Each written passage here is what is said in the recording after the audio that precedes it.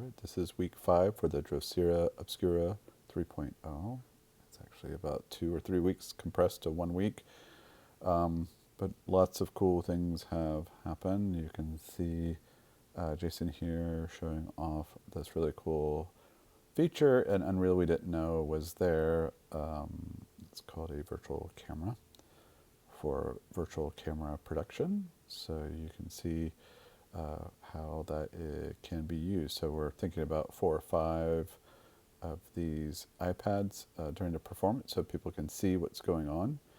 And this is Jason also working on getting the trackers and all the devices working. So he actually just put a tracker on the back of a form here, and you can see it moving around in real time. So finally getting that conversation started.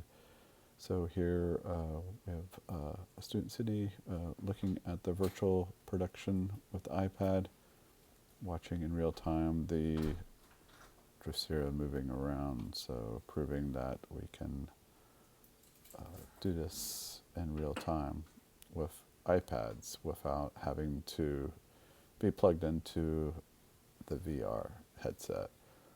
So these are some conceptual ideas for the iPads on how to hold them. So not just traditional headgear, but some cool ideas on how to make these work. So this left hand one right here on the up looks like the next design. So here is Sydney making up a mock-up, a really amazing mock-up version of this holding the iPad. So we just need to start modeling and 3D printing it.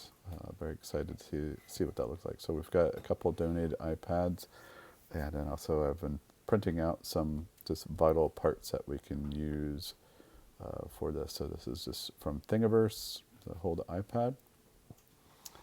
And we're also getting the lab ready for 4 base stations, or so we can have the best use of tracking those vibe trackers. So this is the next installment for the animatronics. So this is going to be a big guy. It's going to be hand puppeteered, and also doing the first initial CNC. It's going to be super light, but you can see what it's kind of look like. A lot of work to be done to attach that to the top and cable everything down super tight so it can withstand the weight and be able to animate. Some cool things in the library. They have a sewing embroidery kit and also this injection molding thing. So think about how we could use that down the road to inject plastic into 3D printed molds. Super excited about that. That is it for this week.